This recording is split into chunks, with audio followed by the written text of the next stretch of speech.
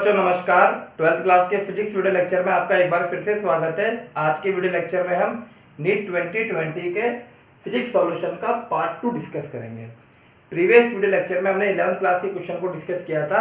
आज हम 11th class के जो आपके बाकी के क्वेश्चन है उनको डिस्कस करेंगे, फिर उसके बाद 12th के क्वेश्चन पे आएंगे।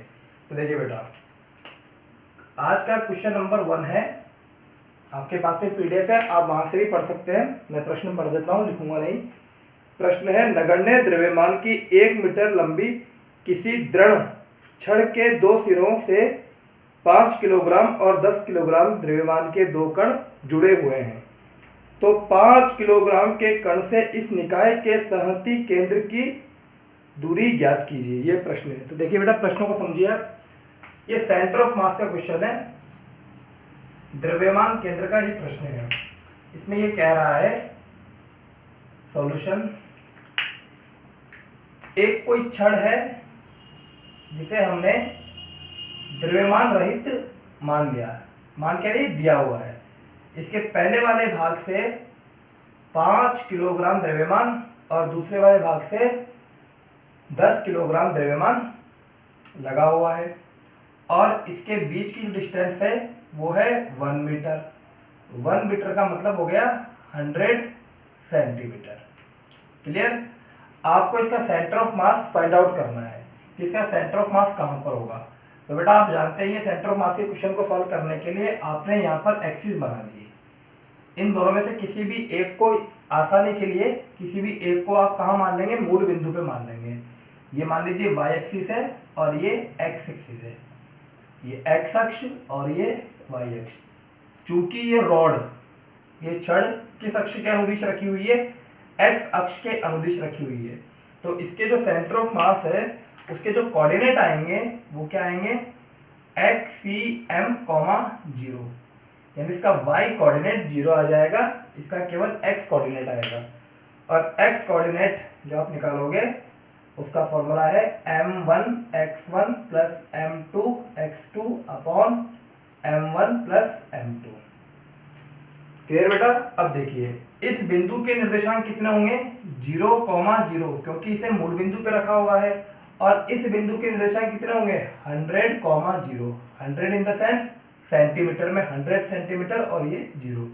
अब आपको यहाँ वैल्यू पुट करनी है और सॉल्व करोगे, आंसर आ जाएगा। तो देखिए कैसे, XCM इजिकल टू m1 की वैल्यू 5 किलोग्राम। ये 11th क्लास में आपने खूब पढ़ा होगा बेटा, सेंटर ऑफ मास निकालने के लिए।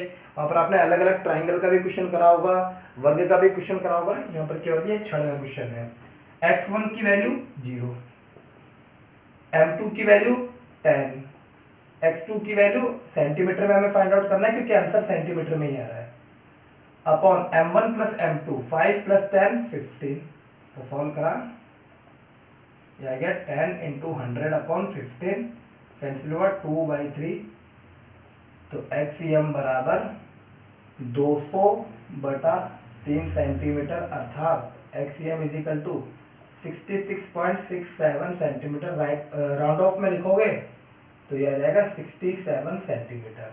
यानी यहाँ से, और आपसे पूछा गया है 5 सेंटीमीटर से कितने डिस्टेंस पे रहेगा, तो यहाँ से 67 सेंटीमीटर दूरी पर ये कोई बिंदु है, वहां पर ये सेंटर ऑफ मास है। अगर ये 67 है तो यहाँ से, अगर यहाँ से पूछा हुआ होता तो 33 आंसर आ जाता। ऐसा जरूरी नहीं है कि 5 किलोग्राम को आपको हमेशा यहीं रखना है। हो सकता है कुछ बच्चे 10 किलोग्राम को यहाँ पे रखेंगे, तब भी सॉल्व करेंगे, तब भी आंसर आ जाएगा। तो ये पहला क्वेश्चन था सेंटर ऑफ मास का, नोट कर लीजिएगा।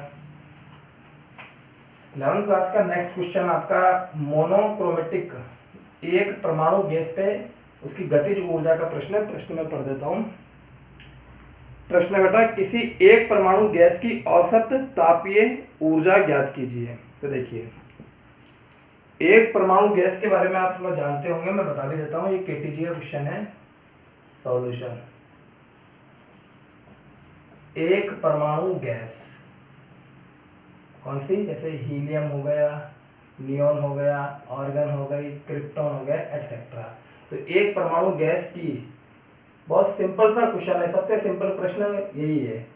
एक परमाणु गैस की स्वतंत्रता की कोटि, सब बच्चों को पता होता है ये, F इजिकल टू 3 होती है। क्लियर बेटा? जो एक परमाणु गैस होती है उसकी स्वतंत्रता की कोटि 3 होती है। अब यहाँ पर आपको इसकी एनर्जी फाइंड आउट करनी है। तो इसकी जो तापीय ऊर्जा होती है उसका फॉर्मूला आता है FnRT/2, लेकिन यहाँ पर औसत गतिज ऊर्जा पूछा गया है, औसत गतिज ऊर्जा। तो औसत निकालने के लिए आप n से भाग लगा देंगे तो n से n कट जाएगा, तो E इजिकल टू आ जाएगा F/2RT। चूंकि ये एक परमाणु गैस की बात कर रहा है तो F इजिकल टू कितना आ जाएगा बेटा? यहाँ पर ये K है, बोल्ट्जमान नियतांक, बोल्ट्जमान नियतांक, ठीक है ना, बोल्ट्जमान नियतांक के पदों में ही आंसर है। तो F is equal to 3/2 KB into T इसका आंसर है। ये भी आपका एक क्वेश्चन है। अगला क्वेश्चन थोड़ा सा इंपॉर्टेंट क्वेश्चन है और इसमें थोड़ी गलती होने की संभावना हो सकती है। इस क्वेश्चन थोड़ा सा आपको अच्छे से समझना है। प्रश्न देखिए बेटा क्या है, गिटार का क्वेश्चन है। ये आपका तरंग गति से पूछा गया प्रश्न है। प्रश्न है किसी गिटार में समान पदार्थ की 2 डोरियां, एक गिटार है उसमें समान पदार्थ की 2 डोरियां हैं और उनके नाम दे दिया हमने A और B, ठीक है। तो A और B के स्वर हल्के से मेल नहीं खा रहे हैं, यानी उनके बीच में फ्रीक्वेंसी डिस्टर्बेंस है, यानी विस्पंद वहां पर उत्पन्न हो रहे हैं और 6 हर्ट्ज आवृत्ति के विस्पंद उत्पन्न कर रहे हैं। जब B में तनाव को कुछ कम कर दिया जाता है, सबसे इंपॉर्टेंट बात यहाँ पर यही है, इसको आपको अंडरलाइन करना है। जब B के तनाव को कुछ कम कर दिया जाता है तो विस्पंद आवृत्ति यानी जो डिफरेंस है वो बढ़कर 7 हो जाता है। यदि A की आवृत्ति 530 हर्ट्ज है तो B की मूल आवृत्ति ज्ञात करें। इस प्रश्न को सॉल्व कराने के पहले आप इस प्रश्न को कम से कम 2 बार पढ़ लीजिएगा, तभी आप चीजें समझेंगे। अब मैं यहाँ पर इसको समझा रहा हूँ, आप PDF में से इसको पढ़िएगा बेटा, तभी आपको चीज समझ में आएगी। अब यहाँ पर समझिए क्या है कि गिटार में 2 तार हैं। सॉल्यूशन, गिटार में क्या है बेटा? 2 तार है इस तरह से, और इन तारों की जो फ्रीक्वेंसी, माना कि इसका ये है N, तार A और ये तार B। अब यहाँ पर एक प्रश्न के अनुसार कह रहा है कि इनके लिए जो डेल्टा N आ रहा है, डेल्टा N मतलब NA माइनस NB, इसको करने के कई तरीके होते हैं, लेकिन मैं आपको सबसे आसान तरीका बता रहा हूँ। इसको आप इस तरह के प्रश्नों को कैसे हल करें ताकि आपको चीजें समझ में भी आ जाए। डेल्टा N आपको दे रखा है 6 हर्ट्ज, एक चीज तो आपको ये दे रखी है, और एक आपको A तार की मूल आवृत्ति दे रखी है। कैसे इसको हल करेंगे और चीजें अच्छे से समझ में कब आएगी, आपको इस तरह से ध्यान रखना है। A तार की मूल आवृत्ति आपको दे रखी है 530 हर्ट्ज, ठीक है। अब आप यहां रखोगे तो देखिए बेटा ये मॉड NA माइनस NB, तो सपोज कीजिए आप इसको 2 तरह से लिख सकते हो, NA minus NB is equal to 6 hertz. ये दे रखा है विस्पंद, विस्पंद का मतलब है आवृत्ति का अंतर, इन दोनों तारों की आवृत्ति का अंतर। तो आपने सपोज कीजिए NA माइनस NB लिखा, तो 530 माइनस NB हमें नहीं पता 6, इसको सॉल्व करा तो NB इजिकल टू आ गया 524 हर्ट्ज, या तो 524 होगा, या अगर आपने NA माइनस NB की जगह आपने लिखा NB minus NA is equal to 6, NB minus NA 530 is equal to 6, NB is equal to 536, ये भी ऑप्शन में है, ये भी ऑप्शन में है। अभी हमें नहीं पता कौन सा करेक्ट आंसर है, या तो आंसर ये होगा या आंसर ये होगा। दोबारा ध्यान दीजिए, एक गिटार है उसमें 2 तार है A और B, और इन दोनों की फ्रीक्वेंसी का जो डिफरेंस है, विस्पंद जिसे कहते हैं, वो 6 है। A की मूल आवृत्ति हमें दे रखी है 530, तो बेटा दोनों का अंतर, सपोज कीजिए ये तार और ये तार, और इन दोनों के तारों का जो डिफरेंस है वो 6 आना चाहिए, और ये 530 है, तो हो सकता है ये 524 होगा या हो सकता है ये 536 होगा। यहाँ पर हमने दोनों तरीके देख लिए। अब आगे देखो, आगे ये कह रहा है जब B में यानी इस तार में तनाव को कुछ कम कर दिया जाता है, यानी तनाव को घटाया जाता है, तो विस्पंद जो अब जो डिफरेंस है वो बढ़कर 7 हो जाता है। इस प्रश्न, इस स्टेटमेंट से इसका सॉल्यूशन आ जाएगा। तो देखिए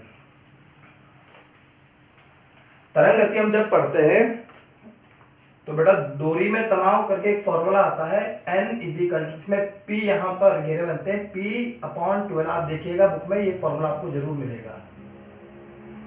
N is equal to P/2L into √2m, यानी आप डायरेक्टली इसको ऐसे लिख सकते हो, आवृत्ति और तनाव में संबंध आवर्ती समानुपात होता है √P के।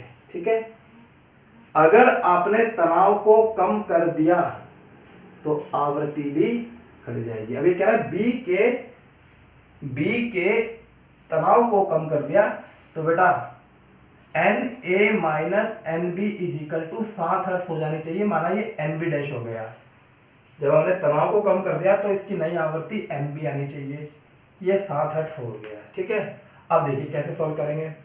मान लीजिए ये है 524 और ये आपने सॉल्व करके निकाला ये 524 और ये 536, इसको कम किया तो 530 माइनस, बेटा अगर ये पहले की आवृत्ति 524 थी, तनाव कम कर दिया तो ये कितनी हो जाएगी, एक कम हो जाएगी 523, तो ये कितना आ गया 7 आ गया, यानी ये करेक्ट आंसर है 524 सही है। सपोज कीजिए आपने यहाँ लिखा Na minus NB dash is equal to 7 hertz, इस वाले से आप कैलकुलेट करोगे, तनाव कम करा तो ये एक कम हो गया तो 530 माइनस 535 इज नॉट 7 यानी ये 5, तो ये बेटा ये गलत है, तो आंसर आ गया इसका 524। ठीक है, तो इसका करेक्ट आंसर 524। एक बार और समझ लीजिए, यहाँ से समझा देता हूँ क्योंकि यहाँ से कंफ्यूजन होगा। ये तो आपने निकाल लिया, माना कि आवृत्ति या तो 524 होगा या 536 होगा। अब अगर तनाव कम करा तो बेटा आवृत्ति कम हो जाएगी, तो आवृत्ति यहाँ पर विस्पंद कितना आ रहा है, अगली बार में कह रहा है विस्पंद अब 7 आ रहा है, तो इसको कम कीजिए, एक कम करा तो 523 हो गया, इसको एक कम करा 535 हो गया। अब देखिए ए की मूल आवृत्ति तो 530 है ही, ए की मूल आवृत्ति 530 है, तनाव कम करा तो ये एक कम हो गया, ठीक है ना, एक क्योंकि यहाँ पर 7 दे रखा है तो ये 523 हो गया। अब डिफरेंस करके देखिए 523 और 530 कब 7 आ रहा है, यहाँ पर 7 आ रहा है, ये हो गया। अगर वो कहता कि विस्पंद 5 है तब ये आंसर आ जाता 535 माइनस 530, तब ये आंसर रहता बेटा, तो इसका करेक्ट आंसर है 530। ये आपका सेकंड क्वेश्चन है। अब देखिए नेक्स्ट क्वेश्चन भी बेटा आपका तरंग गति से ही प्रश्न पूछा गया है। प्रश्न है, तो प्रश्न पढ़ देता हूं आपके लिए। 20 सेंटीमीटर स्क्वायर क्षेत्रफल, आपको एरिया दे रखा है कि किसी अपवर्ती पृष्ठ पर, पृष्ठ का यानी सरफेस है यहाँ पर, 20 वॉट पर सेंटीमीटर औसत फ्लक्स के साथ, फ्लक्स की वैल्यू आपको गिवन है कितनी, flux is equal to 20 volt per centimetre square के साथ प्रकाश अभिलंबवत आपतित होता है तो 1 मिनट की समय अवधि में प्राप्त की गई ऊर्जा ज्ञात कीजिए। ठीक है, ये आपसे पूछा गया है। तो देखिए तरंग गति में एक फॉर्मूला आता है, जब आप तरंग गति पढ़ते हैं, आप चाहे तो बुक में देखिएगा, तरंग की तीव्रता, इंटेंसिटी ऑफ वेव। ठीक है, I इज इक्वल टू ई, इसे एनर्जी कहते हैं, अपॉन क्षेत्रफल जिसे एरिया कहते हैं, इनटू समय जिसे टाइम कहते हैं। आपसे देखिए इस यूनिट को आप देखिए, वॉट पर सेंटीमीटर स्क्वायर, वॉट किसकी इकाई है, यहाँ पर ये शक्ति की P और ये किसका है बेटा A, P अपॉन A, यानी शक्ति पावर अपॉन टाइम। ठीक है, तरंग की तीव्रता हो गई, आप ऐसे ध्यान रखिएगा, वॉट पर मीटर स्क्वायर ये तीव्रता होती है। ठीक है, वहां बताया भी जाता है। तो आपको तरंग की तीव्रता यहाँ पर दे रखी है, आपसे ऊर्जा पूछा है, तो बिल्कुल फॉर्मूला बेस्ड क्वेश्चन है। E is equal to I into A into time. E is equal to I की वैल्यू कितनी दे रखी है, 20 वॉट पर सेंटीमीटर स्क्वायर। एरिया कितना दे रखा है, 20 सेंटीमीटर स्क्वायर। कन्वर्ट करने की आवश्यकता नहीं है, यहाँ पर आप ये कट जाएगा। ठीक है, और टाइम 1 मिनट दे रखा है, ज्यादातर बच्चे यही गलती कर देंगे, टाइम 1 मिनट है, 1 मिनट नहीं बेटा, आपको यहाँ पर 7 सेकंड लिखना होगा, क्योंकि जूल पर सेकंड ही आता है, तो आपको अच्छे से ध्यान है। सेंटीमीटर सेंटीमीटर कट जाएगा, is equal to 20 into 20 into 60, solve करेंगे आंसर आ जाएगा जूल में, वॉट इंटू सेकंड जूल हो जाएगा। ये आपका क्वेश्चन था, जो तरंग गति से ही प्रश्न था और फॉर्मूला बेस ही प्रश्न था। आप देखिएगा 11th की बुक में ही दे रखा है तरंग की तीव्रता का, और वैसे भी यूनिट और डायमेंशन जब पढ़ाया जाता है तब बताया भी जाता है तरंग की तीव्रता वॉट पर सेंटीमीटर स्क्वायर, वॉट पर मीटर स्क्वायर की यूनिट होती है। एनीवे आपके 3 क्वेश्चन हो गए और आपका एक 2 क्वेश्चन, एक तो फ्लूइड मैकेनिक्स से केश नली से पूछा गया प्रश्न था और एक आपके औसत मुक्त पद से पूछा गया क्वेश्चन था। दोनों ही क्वेश्चन फॉर्मूला बेस्ड थे। मैं यहाँ पर सॉल्व नहीं करा रहा हूँ, डायरेक्टली आपको बता देता हूँ। इसके बाद हम 12th के भी क्वेश्चन लेंगे, नहीं तो वीडियो लेक्चर ज़्यादा बड़ा हो जाएगा। तो देखिए बेटा, एक प्रश्न है आपका केश नली से। केश नली का क्वेश्चन है स्मॉल आर त्रिज्या की कोई केशिका नली जल में डूबी है और इसमें जल h ऊंचाई तक चढ़ता है। तो ये जो क्वेश्चन है उसमें फॉर्मूला आप अप्लाई कीजिएगा, h = 2t cos theta upon rho g into d. इस फॉर्मूले से ये सॉल्व हो जाएगा। ये पृष्ठ तनाव कांस्टेंट है, ये कांटेक्ट एंगल कांस्टेंट है, ये घनत्व यहाँ पर कांस्टेंट है, जी कांस्टेंट है। आप यहाँ पर इस रो को आप चेंज कीजिएगा m/v में, ये द्रव्यमान और ये आयतन आप यहाँ पे निकाल सकते हो 4/3 पाई r क्यूब, उससे आप सॉल्व कीजिएगा और ये d को भी आप यहाँ पर r रख लीजिएगा, ठीक है। इससे ये सॉल्व हो जाएगा। एक आपका औसत मुक्त पथ का प्रश्न है। औसत मुक्त पथ ये आप लास्ट चैप्टर केटीजी में आप देखेंगे, काइनेटिक थ्योरी ऑफ गैसेस में, गैसों के अणुगतिकी सिद्धांत में आप देखना, वहाँ पर आपको डायरेक्टली मिलेगा।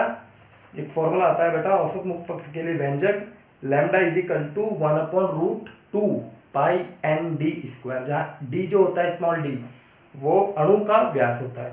केवल फॉर्मूला पूछा गया था, प्रश्न था किसी गैस के लिए जिसका आणविक व्यास स्मॉल d है और संख्या घनत्व स्मॉल n है तो माध्यम मुक्त पथ ज्ञात कीजिए। ज्ञात नहीं करना, आपको केवल फॉर्मूला बताना था कि कौन सा फॉर्मूला है।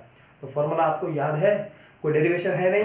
वैसे ये इसका डेरिवेशन ऐसा होता है कि कुल तय की गई दूरी बटा कुल टक्करों की संख्या, इस तरह से प्रश्न है। अब बेटा हम 12th के क्वेश्चनों को लेते हैं। तो ये 11th का आपका कंप्लीट हुआ, अब 12th का पोर्शन स्टार्ट करते हैं। उसका पहला क्वेश्चन है, पढ़िए आप इसको। दहलीय आवृत्ति की 1.5 गुनी आवृत्ति का प्रकाश सुग्राही पदार्थ पर आपतित कराया जाता है। यदि प्रकाश की आवृत्ति आदि व तीव्रता 2 गुना कर दिया जाए तो प्रकाश विद्युत धारा कितनी होगी। ये आपके करंट जो चैप्टर चल रहा है अभी 12th क्लास में, फोटो इलेक्ट्रिक इफेक्ट, उसका ये प्रश्न है।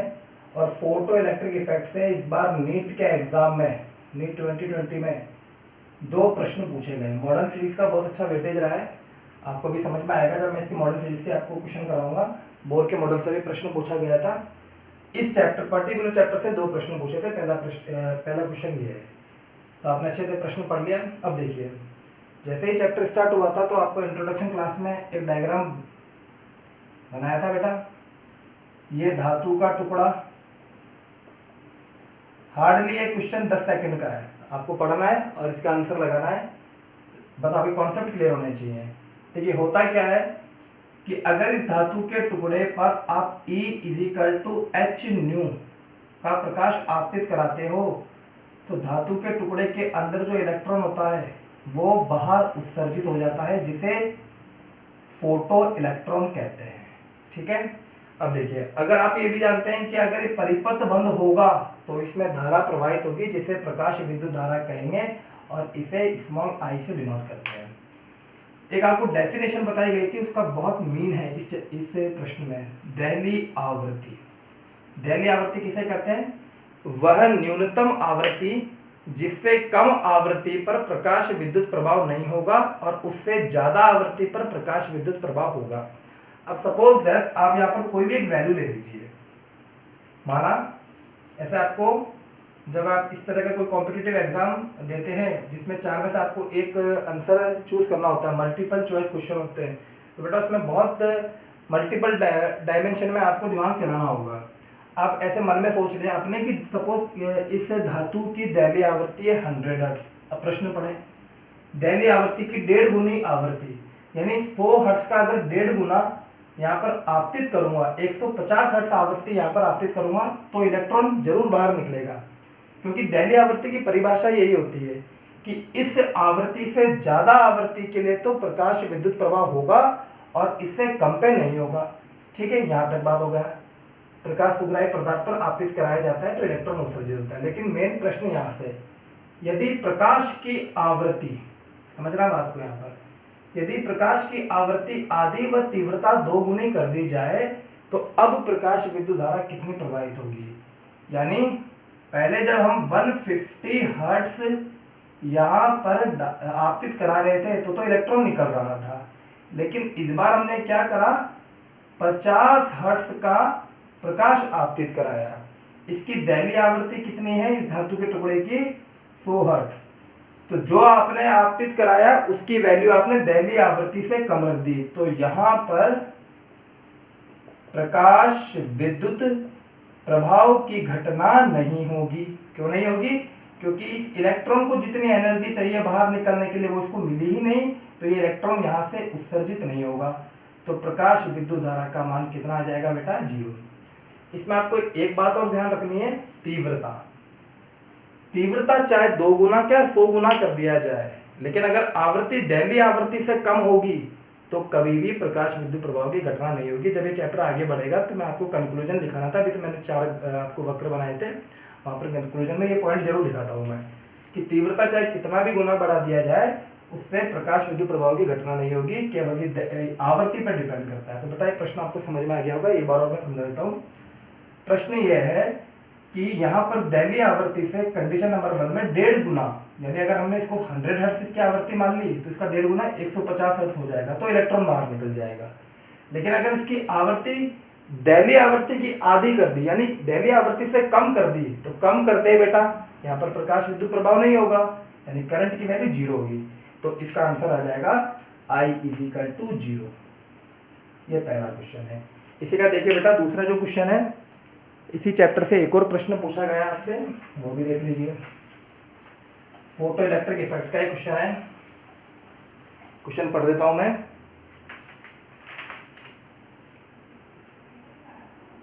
हाँ, ये है क्वेश्चन। विराम अवस्था के किसी इलेक्ट्रॉन को V वोल्ट के विभवांतर से त्वरित किया गया है। मैं लिखूंगा नहीं, केवल पढ़ रहा हूं, आप देख लीजिएगा, आपके पास PDF में प्रश्न है, वहां पर देख लीजिएगा। इसी चैप्टर का क्वेश्चन है। आगे जब मैं इसको पढ़ाऊंगा, चैप्टर हमारा आगे बढ़ेगा तभी आपके आएगा, अभी मैं थोड़ा समझा देता हूँ आपको। तो विराम अवस्था में इलेक्ट्रॉन रखा हुआ है, उसे V वोल्ट विभवांतर दिया गया। तो जैसे इसको V वोल्ट विभवांतर दिया तो बेटा कार्य होगा W = QV, कार्य हुआ वो विराम अवस्था से त्वरित अवस्था में आ जाएगा। यदि इस इलेक्ट्रॉन की डी ब्रॉगली तरंग दैर्ध्य आपको गिवन है 1.227 × 10⁻⁻² नैनोमीटर, तो विभवांतर कितना होगा आपको देखना है। तो देखिए बेटा, ये अगर आपने ये चैप्टर नहीं भी पढ़ रखा है और आप फिजिक्स को थोड़ा बहुत जानते हैं, 11th क्लास में आप पढ़कर आते हैं कुछ फॉर्मूले, तो वहां से भी इसको सॉल्व कर सकते हैं। कैसे? डी ब्रॉगली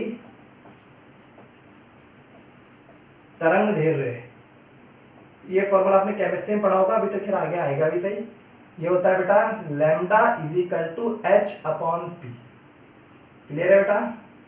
जहां h है प्लांक स्थिरांक और p है संवेग। ठीक, लैम्डा = h/p की जगह मैं √2m × e लिख सकता हूं। सर ये क्या लिख दिया आपने? तो देखिए 11th क्लास में आप गतिज ऊर्जा और संवेग के बीच में संबंध ज्ञात करते थे।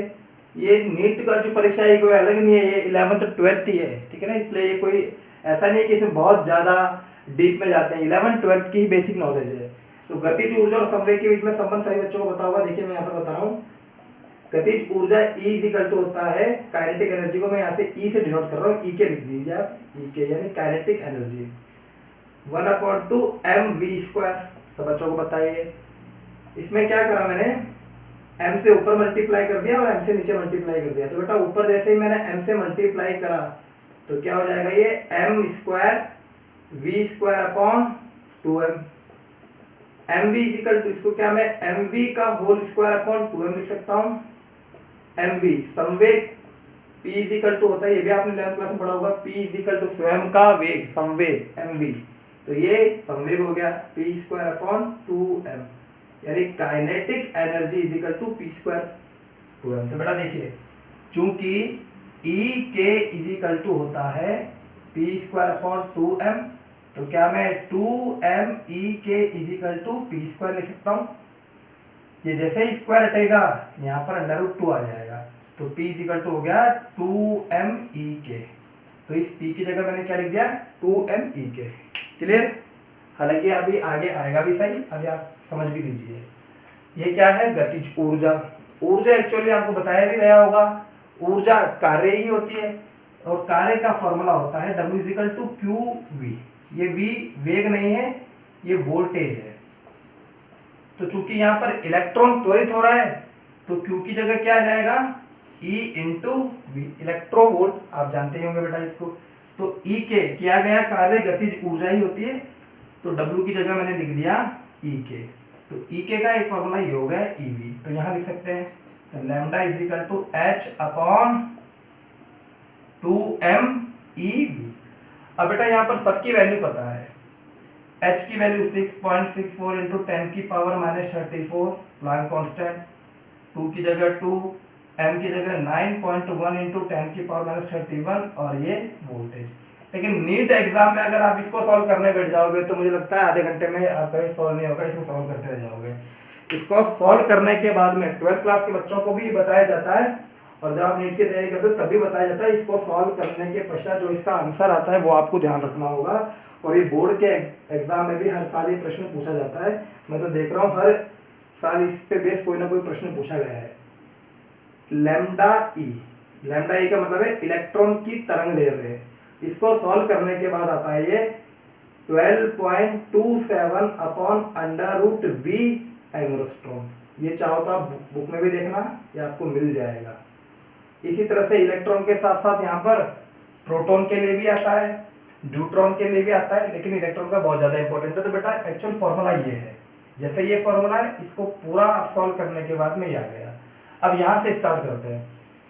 तो प्रश्न था कि इलेक्ट्रॉन को V वोल्ट विभवांतर से त्वरित करने पर तरंग दैर्ध्य जो आपको गिवन है, आपको दे रखा है, दिया है lambda E is equal to 1.227 into 10 की पावर माइनस 2 नैनोमीटर। अब यहाँ से स्टार्ट होता है। तो बेटा देखिए फॉर्मूला ये है, तो lambda E is equal to 12.27 upon, अब एक काम कीजिए, इसको ऐसे लिख सकते हो, under root V is equal to 12.27 angstrom upon lambda E। Value put कर लीजिए, 12.27 इंटू एंगस्ट्रॉम का मतलब 10 की power minus 10, lambda E 1.227 into 10 की पावर माइनस 2 इंटू 10 की पावर माइनस 9। नैनो का मतलब आइंस्टाइन होता है। अब इस इक्वेशन को सॉल्व करनी है, आंसर आ जाएगा आपका। कैसे?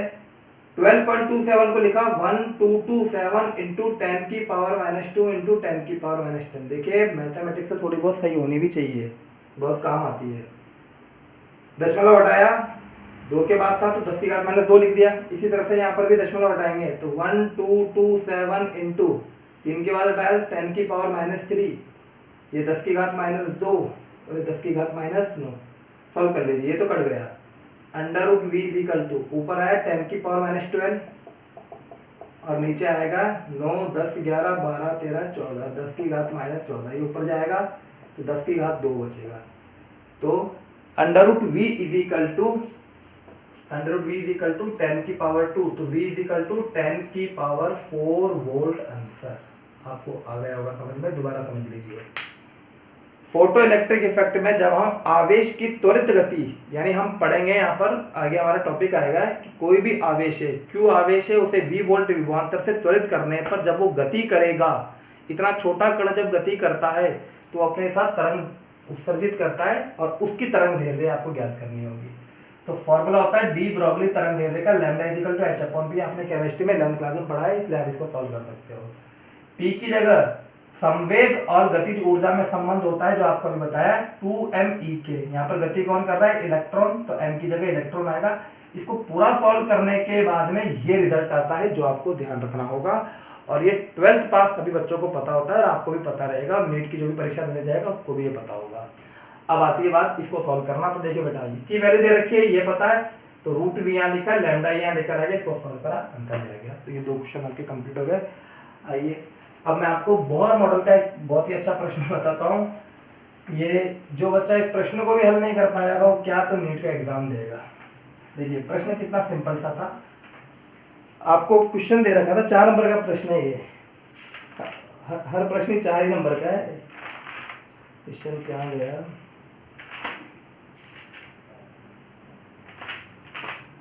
एक सेकेंड। हाँ, ये प्रश्न निम्नलिखित में से किसके लिए बोर मॉडल सही नहीं है। आपको 4 ऑप्शन दे रखे थे। निम्नलिखित में से किसके लिए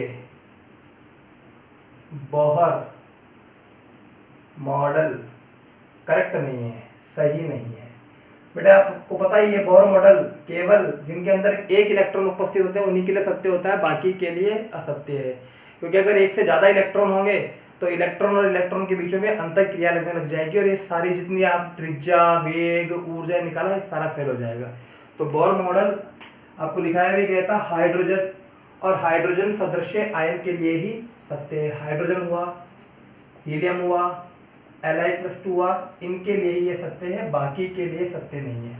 तो ऑप्शन एक तो हाइड्रोजन दे रखा था, इसके लिए सत्य है। हीलियम प्लस दे रखा था, इसके लिए सत्य है। ड्यूट्रॉन, ठीक है ना, 1H2, इसके लिए भी सत्य है क्योंकि इसमें इलेक्ट्रॉन की संख्या तो 1 ही है। लेकिन नियोन प्लस भी दे रखा था। अब देखिए नियोन का जो परमाणु क्रमांक होता है कितना होता है, 10 होता है। उसमें से प्लस कर दिया तो यानी यहाँ पर इलेक्ट्रॉनों की संख्या सोचिए, इलेक्ट्रॉन नंबर ऑफ इलेक्ट्रॉन्स कितना हो गया, 9। यानी आपको ये ध्यान रखना है बोहर मॉडल केवल उन्हीं के लिए सत्य है जिसमें एक इलेक्ट्रॉन होता है। यहाँ पर इलेक्ट्रॉन 9 है तो यहाँ पर ये असत्य हो जाएगा। तो इसका आंसर क्या आ जाएगा, Ne+। ये 4 नंबर का प्रश्न है, बहुत सिंपल था क्वेश्चन था, बहुत इजी। ठीक है, अगला क्वेश्चन देखिए। अगला भी मैं आपको देखते हैं मॉडर्न फिजिक्स में से कोई एक क्वेश्चन और है मॉडर्न फिजिक्स का, ये वो भी अभी एटॉमिक फिजिक्स पढ़ाया था बेटा, उसमें से एक प्रश्न पूछा गया था। प्रश्न है, आप पीडीएफ में देख लिया करें, मैं यहाँ पे देख लेता हूँ। जब यूरेनियम के किसी समस्थानिक 92 यूरेनियम 235, आपको एक इक्वेशन दे रखी है 92 यूरेनियम 235, ठीक है, इस तरह का। जब यूरेनियम के किसी समस्थानिक 92 यूरेनियम 235 पर न्यूट्रॉन बमबारी करता है, यानी इससे न्यूट्रॉन टकराता है, तो क्या बनेगा 92 + 0, 92 यूरेनियम 236, जो कि एक अस्थायी तत्व है। आगे देखिए, तो 36 क्रिप्टॉन, ये प्रश्न कह रहा है कि एक तो इससे बनेगा 36 क्रिप्टॉन और इसका द्रव्यमान संख्या दे रखी है 89 और 3 न्यूट्रॉन के साथ उत्पन्न होता है, ये भी उत्पन्न होता है और बीच में एक चीज और बनती है और लास्ट में 3 न्यूट्रॉन बनते हैं। तो आपको जो बीच में है चारों ऑप्शन में से बताना है क्या है। तो देखिए बेटा आपको ये बैलेंस करना है। दोबारा देखिए इधर सॉल्यूशन, 92 यूरेनियम 235 + 0 N1 और यहाँ पर एक तो दे रखा है क्रिप्टॉन 36, क्रिप्टॉन 89 और 30 N1। यहाँ क्या बनेगा, तो देखिए बैलेंस कैसे करेंगे, 92 + 0, 36 + 0, तो 92 में से 36 माइनस कर लीजिए, क्या बचेगा 6 4 46, गलत कर दिया मैंने, 56 बचेगा, 6 12 5 3 8 56। आप देख लीजिएगा 56 ऑप्शन में होगा, वही करेक्ट हो जाएगा। और 56 इसका परमाणु क्रमांक है यहाँ पर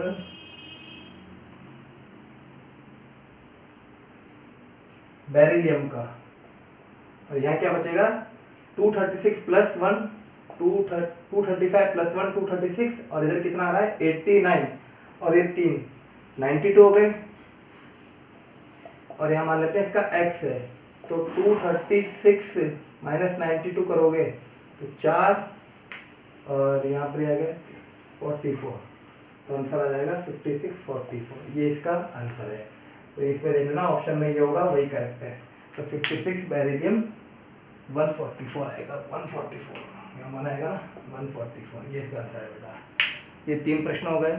आइए देखते हैं अगला क्वेश्चन, ये भी सिंपल सा क्वेश्चन था।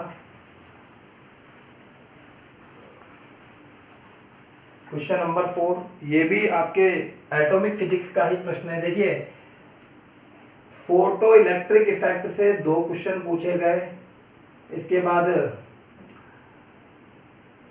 एटॉमिक फिजिक्स से एक प्रश्न पूछा गया बोर मॉडल का, और न्यूक्लियर फिजिक्स से, ये न्यूक्लियर फिजिक्स का क्वेश्चन था, न्यूक्लियर फिजिक्स से 2 क्वेश्चन पूछे गए, यानी 2, 2, 4 और 1, 5, यानी 20 मार्क्स। नीट में इसका वेटेज है 20 मार्क्स। और अभी तो सेमीकंडक्टर और है जो आपको पढ़ाया नहीं गया, वही मॉडर्न फिजिक्स का ही है, उसमें भी 2 प्रश्न पूछे गए बेटा, यानी लगभग 45 में से 7 या 8 प्रश्न मॉडर्न फिजिक्स से पूछे जाते हैं। और मॉडर्न फिजिक्स में कौन कौन से चैप्टर आते हैं? चैप्टर नंबर 13, 14, 15 और 16। इन 4 चैप्टरों में से आपके लगभग 7 से 8 क्वेश्चन, यानी जो बच्चे तैयारी कर रहे हैं वो ध्यान दीजिएगा, 7 से 8 क्वेश्चन पूछे जाते हैं, यानी 28 से 32 मार्क्स। और ये बहुत सिंपल से क्वेश्चन होते हैं, आपने देख भी लिया होगा बेटा कैसे प्रश्न है। एक और देखिए, न्यूक्लियर फिजिक्स का क्वेश्चन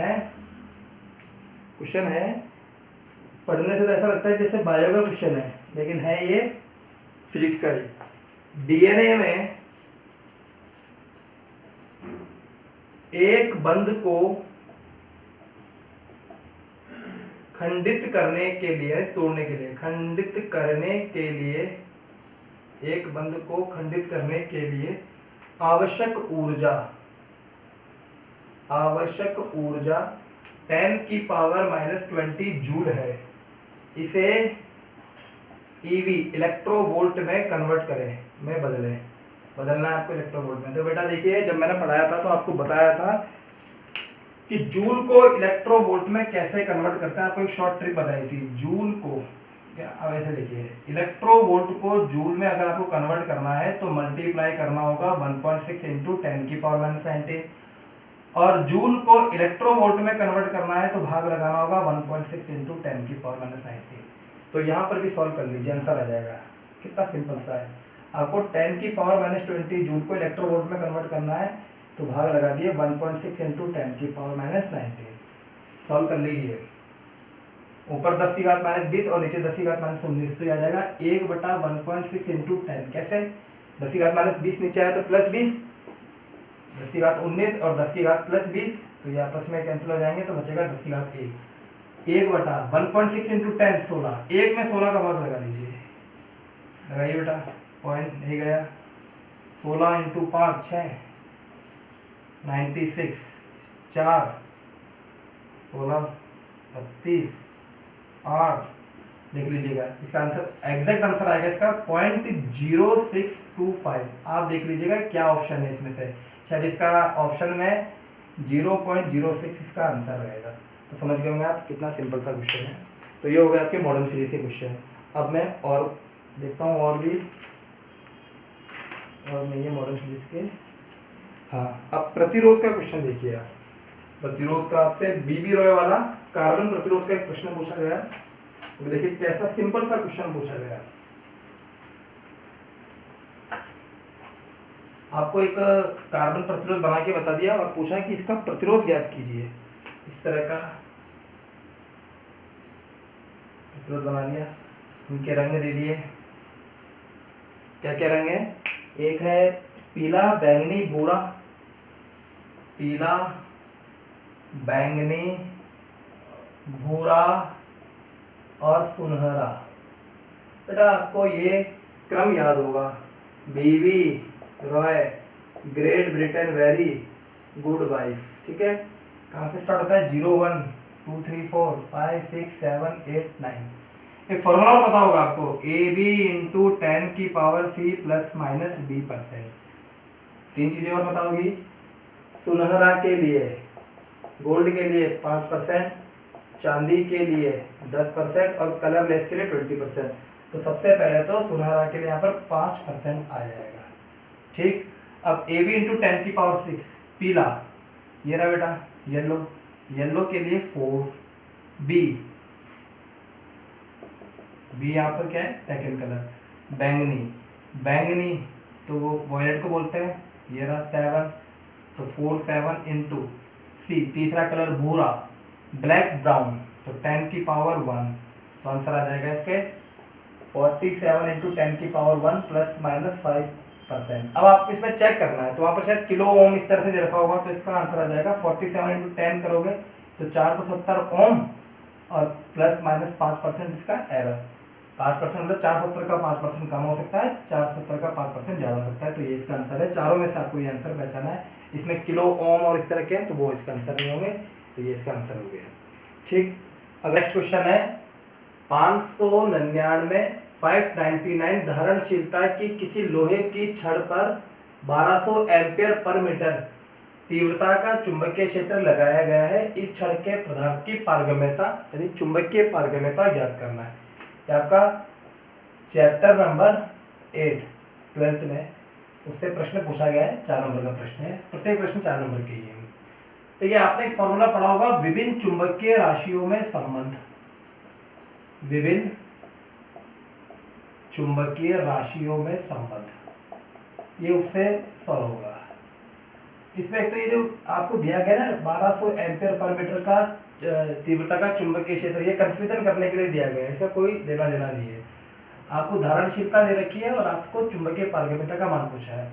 आप ये बेटा फॉर्मूला जानते होंगे, mu R is equal to 1 plus chi. इसकी वैल्यू आपको गिवन है 599, तो mu R is equal to आप क्या लिख सकते हो 1 प्लस काई की जगह 599, तो mu R is equal to हो गया, ये अपेक्षित पारगम्यता होता है, ये हो गया 600। ठीक है, ये मात्रहीन होता है और ये भी मात्रहीन ही है। ठीक, यहाँ तक तो हो गया। अब हमको ये पता है कि mu R is equal to होता है म्यू अपॉन म्यू नॉट। आपेक्षिक पारगम्यता का आपको फॉर्मूला बताया गया था, क्या बेटा, माध्यम की पारगम्यता अपॉन निर्वात की पारगम्यता। आपसे छड़ के पदार्थ की पारगम्यता पूछा गया है, यानी म्यू इज इक्वल टू क्या हो जाएगा, mu naught into mu are.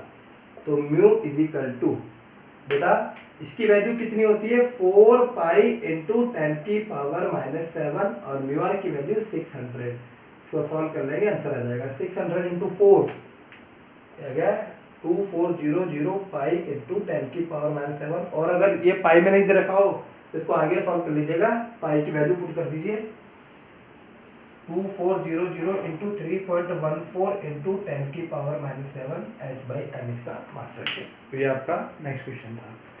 अगला क्वेश्चन देखिए, अगला क्वेश्चन क्या गिवन है, कर देते हैं। नेक्स्ट क्वेश्चन है बेटा आपका चैप्टर नंबर 1 से पूछा गया प्रश्न है, 1 या 2 से, ठीक है ना, विद्युत क्षेत्र के बारे में पूछा गया है आपसे। तो देखिए दोनों ही चैप्टर का यहाँ पर रोल रहेगा। प्रश्न है कि 10 सेंटीमीटर त्रिज्या के किसी गोलीय चालक पर, आप जानते हैं कि गोलीय चालक होगा तो सारा आवेश उसके सतह पर ही वितरित हो जाएगा, अंदर कोई आवेश नहीं जाएगा। तो प्रश्न है 10 सेंटीमीटर त्रिज्या के किसी गोलीय चालक पर 3.2 इंटू 10 की पावर -7 कूलम का आवेश एक समान रूप से वितरित है, तो गोले के केंद्र से 15 सेंटीमीटर की दूरी पर विद्युत क्षेत्र ज्ञात करें। तो बहुत सिंपल सा क्वेश्चन, चैप्टर नंबर 2 से है ये। फॉर्मूला इसका आपको पता ही है, विद्युत क्षेत्र की तीव्रता का ये है 10 सेंटीमीटर, केंद्र गोले चालक पर आवेश इसकी सतह पर एक समान रूप से वितरित होगा, यहाँ पर ये आवेश है, और यहाँ से 15 सेंटीमीटर की दूरी पर यानी बाहर आपको विद्युत क्षेत्र की तीव्रता ज्ञात करनी है। बाहर विद्युत क्षेत्र की तीव्रता का फॉर्मूला पता होगा आपको, k/q/r²। अगर वेक्टर फॉर्म में लिखेंगे तो यहाँ r कैप आ जाएगा, लेकिन परिमाण पूछा आपसे E0 = k की वैल्यू 9 इंटू 10 की पावर 9, 3.2 इंटू 10 की पावर -7, ये दे रखा है आवेश 3.2 इंटू 10 की पावर -7 अपॉन यहाँ पर त्रिज्या 15 नहीं लिखना है, 15 सेंटीमीटर है, तो 15 इंटू 10⁻² का स्क्वायर। इसको आप सॉल्व कर लीजिए, मात्रक इसका वोल्ट पर मीटर, इसका मात्रक है, इसका आंसर आ जाएगा बेटा। ठीक है, अगला जो क्वेश्चन है वो आपके चैप्टर नंबर 3 से है। क्वेश्चन मैं पढ़ देता हूँ, लिखूंगा नहीं यहाँ पर। क्वेश्चन है किसी लघु विद्युत द्विध्रुव पर द्विध्रुव आघूर्ण आपको गिवन है 16 इंटू 10⁻⁹ कूलम इंटू मीटर। इस द्विध्रुव के कारण इस द्विध्रुव के अक्ष से 60 डिग्री के कोण पर बनने वाली रेखा पर स्थित बिंदु पर जो 0.6 मीटर की दूरी पर है, तो विद्युत विभव का मान ज्ञात कीजिए। आपने डेरिवेशन पढ़ा होगा बेटा, V = KP cos θ/r²। इस फॉर्मूले पे बेस पे प्रश्न है। v is equal to K P cos theta upon R square. तो देखिए आपको यहाँ पर क्या क्या गिवन है, p की वैल्यू, ये आप विद्युत द्विध्रुव के बारे में जानते होंगे, दो समान परिमाण के यहाँ पर माइनस क्यू और ये प्लस क्यू, अक्षीय रेखा इसे कहते हैं, ये अक्षीय रेखा, और निरक्षीय रेखा, ये अक्षीय रेखा से 60 डिग्री के कोण पर, इस 60 डिग्री के कोण पर इस बिंदु पर आपको, इस बिंदु ए पर आपको जो 0.6 मीटर की दूरी पर रखा है, यहाँ पर आपको विभव की वैल्यू फाइंड आउट करनी है। आपको डेरिवेशन बताया गया होगा बेटा, यहाँ से इसके फाइंड आउट करते हैं, फिर इसका फाइंड आउट करते हैं, इसको पीछे बढ़ा देते हैं, ये पूरा फॉर्मूला निकलता है। आप देख लीजिएगा v is equal to K P cos theta upon R square. तो इसको हल कर लीजिए, v इजिकल टू के की वैल्यू 9 इंटू 10 की पावर 9, और विद्युत द्विध्रुव आघूर्ण आपको गिवन है 16 इंटू 10 की पावर माइनस 9, 16 इंटू 10 की power minus 9 upon cos theta, cos 60 degree जिसकी वैल्यू 1 हो जाएगी, और r 0.6 मीटर का होल स्क्वायर। इसको कैलकुलेट कर लीजिए, आंसर आ जाएगा cos 60 की वैल्यू 1/2। तो ये आ जाएगा 9 इंटू 10 की पावर 9 इंटू 16 इंटू 10 की पावर 9 1/2 अपॉन 6 इंटू 10 की पावर 36 इंटू 10 की पावर -2 लिख दूंगा।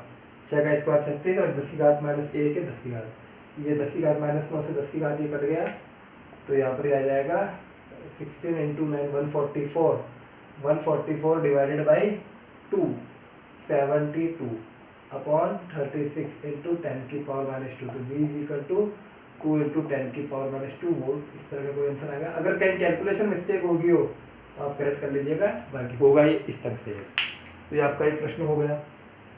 नेक्स्ट आपका जो प्रश्न है वो परिनालिका पर है। अभी हालांकि आपने परिनालिका पढ़ी नहीं है, लेकिन विभिन्न चुंबकीय राशियों में जब संबंध आपको पढ़ाया गया था, वैसे चैप्टर नंबर 7 में आप पढ़ोगे परिनालिका के बारे में डिटेल से, लेकिन थोड़ा बहुत आप फिर भी जानते हैं तो भी देख लीजिए आप, अभी इसको करा ही रहे तो प्रश्न है 50 सेंटीमीटर लंबी किसी परिनालिका जिसमें 100 फेरे हैं, फेरे आप जानते हो नंबर ऑफ टर्न्स, और इसमें 2.5 एम्पीयर की धारा प्रवाहित हो रही है, तो इस परिनालिका के केंद्र पर चुंबकीय क्षेत्र ज्ञात कीजिए। तो परिनालिका के बारे में आप जानते हैं इस तरह की होती है परिनालिका, ये परिनालिका, इसमें आपने इस तरह से तार लपेट दिए बेटा, ठीक है, इस तरह से तार लपेट दिए, और इसमें I एम्पीयर की धारा प्रवाहित हो रही है, इसमें घेरों की संख्या है 100, ठीक है, और क्या क्या गिवन है इसमें 100, तो इसमें, और इसकी जो लंबाई है वो है, लेंथ है इसकी L है इसकी 50 सेंटीमीटर। इसके अंदर जो उत्पन्न चुंबकीय क्षेत्र होगा, हालांकि डेरिवेशन आता है लेकिन फिर भी चैप्टर नंबर 8 में आपने पढ़ रखा है कि हमारे काम आता है, इसलिए मैंने आपको बताया था परिनालिका के अंदर चुंबकीय क्षेत्र का formula B equal to mu nought N I. ये n होता है एकांक लंबाई में घेरों की संख्या, ये आपको ध्यान रखना होगा, एकांक लंबाई में घेरों की संख्या। देखिए 50 सेंटीमीटर में घेरे कितने हैं, कितने टन्स हैं 100, तो 1 सेंटीमीटर में घेरे कितने हो जाएंगे 100/50, ठीक है, इसे कहते हैं यहाँ पर एकांक लंबाई में घेरों की संख्या, ठीक है बेटा। म्यू, और यहाँ पर ये सेंटीमीटर में, तो अगर आप इसको मीटर में कन्वर्ट करोगे तो यहाँ पर 10 की पावर -2 को आप कैलकुलेट कर लेंगे। म्यू नोट की वैल्यू 4 पाई इंटू 10 की पावर -7, n की वैल्यू 100/50 इंटू 10 की पावर -2, और इंटू आई की वैल्यू 2.5, इसको कैलकुलेट कर लेना, ये इसका आंसर आ जाएगा। ये आपका परिनालिका का क्वेश्चन सॉल्व हो गया। नेक्स्ट देखिए, परिनालिका के अंदर समरूप चुंबकीय क्षेत्र उत्पन्न होता है, ये भी आपको ध्यान रखना होगा। अब आपका बचा,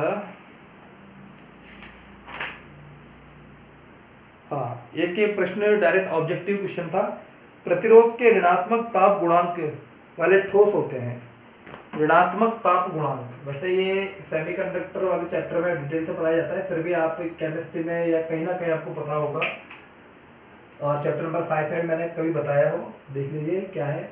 ये कह रहा है ऋणात्मक प्रतिरोध ताप गुणांक किसका होता है, यानी अल्फा, आपने पढ़ा होगा ना बेटा, अल्फा ऋणात्मक प्रतिरोध, ये प्रतिरोध ताप गुणांक जिसे अल्फा भी कहते हैं, ये अल्फा नेगेटिव किसके लिए होता है? तो मेटल जो होते हैं, धातु जो होते हैं, उनके लिए तो पॉजिटिव होता है। इंसुलेटर, ठीक है ना, इनके लिए क्या होता है, ये नेगेटिव होता है। और सेमीकंडक्टर, सेमीकंडक्टर के लिए भी ये नेगेटिव होता है, इधर याद रखना है। तो किन किन के लिए नेगेटिव है ये? इंसुलेटर और सेमीकंडक्टर। मेटल का मतलब धातु, सेमीकंडक्टर का मतलब अर्धचालक, और ये अर्धचालक। ठीक है बेटा, ये आपके क्वेश्चन थे। और कोई क्वेश्चन 12th का जो है नहीं, बाकी के जो 12th के क्वेश्चन हैं वो आपने अभी पढ़ नहीं रखे। जैसे सेमीकंडक्टर के भी कुछ क्वेश्चन हैं, कुछ आपके रे ऑप्टिक्स से हैं, तो वो तो जब आप पढ़ोगे तभी आप, अगर मैं यहाँ सॉल्व कराऊंगा आपको समझ में नहीं आएगा। तो बेटा आपको इतना ही ध्यान रखना था। तो ये आपके नीट के 11th और 12th के टॉपिक आपके कंप्लीट हुए। ये आपको बेनिफिट मिलेगा, आपको इससे आइडिया लग जाएगा कि किस तरह का पेपर रहता है, इसीलिए आपको सॉल्व कराया गया था। अब इसके बाद यानी कल से हमारा वही फोटो इलेक्ट्रिक इफेक्ट के वीडियो आपके कंटिन्यू रहेंगे। तो बेटा इतना ही, थैंक यू।